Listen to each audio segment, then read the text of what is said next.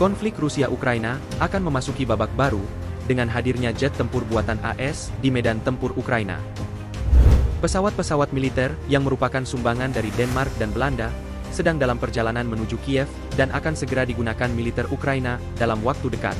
Hal ini diungkap oleh Menteri Luar Negeri AS, Antony Blinken, di sela-sela pertemuan NATO di Washington DC. The transfer of F-16 jets is underway, coming from Denmark, coming from the Netherlands.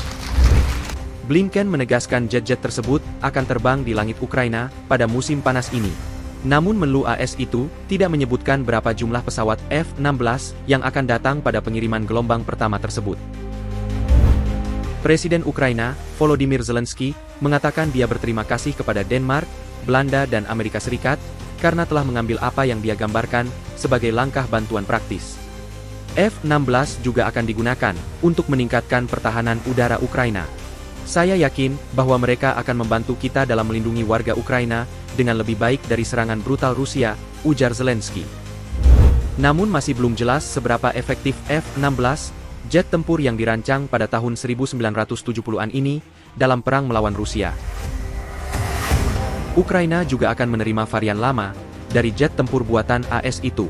Pemeliharaannya akan menjadi masalah yang lebih besar dibandingkan dengan sistem NATO lainnya yang telah diterima Ukraina. Namun bagaimanapun, Amerika Serikat telah melangkah lebih jauh dan lebih jauh lagi dalam perang dengan Rusia. Moskow telah mengancam akan memberikan respons militer yang sangat serius jika melihat jet tempur F-16 buatan AS itu mengudara di langit Ukraina. Hanya beberapa hari sebelum KTT NATO digelar, Rusia telah bertindak dengan meningkatkan serangan besar-besaran terhadap pangkalan-pangkalan udara Ukraina.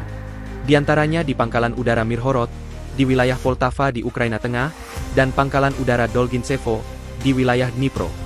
Moskow mengklaim bahwa setidaknya ada 6 jet tempur Ukraina telah hancur dalam serangan tersebut. Menurut para analis, tekanan ini sebagian besar terkait dengan akan diterimanya jet tempur F-16 pertama oleh Kiev. Sebelumnya Menteri Luar Negeri Rusia, Sergei Lavrov mengatakan bahwa Moskow akan menganggap pesawat tempur F-16 di Ukraina sebagai pembawa senjata nuklir, terlepas dari apapun modifikasi mereka. Namun Lavrov tidak menjelaskan lebih lanjut soal respons militer yang dimaksud. Secara terpisah, Presiden Vladimir Putin pada bulan lalu juga sempat melontarkan ancaman jika Kiev benar-benar mendapatkan pasokan jet tempur F-16 dari negara-negara aliansi militer NATO. Putin menegaskan bahwa jet-jet tempur F-16 itu akan terbakar, sama seperti tank Leopard buatan Jerman, dan kendaraan lapis baja pasokan barat lainnya, yang telah dihancurkan pasukan Rusia dalam pertempuran di Ukraina. F-16 juga akan terbakar, tidak diragukan lagi, ucap Putin dalam forum ekonomi di Saint Petersburg. Situasi semacam itu menunjukkan bahaya serius, dan menyeret NATO lebih jauh ke dalam perang di Ukraina, tambahnya.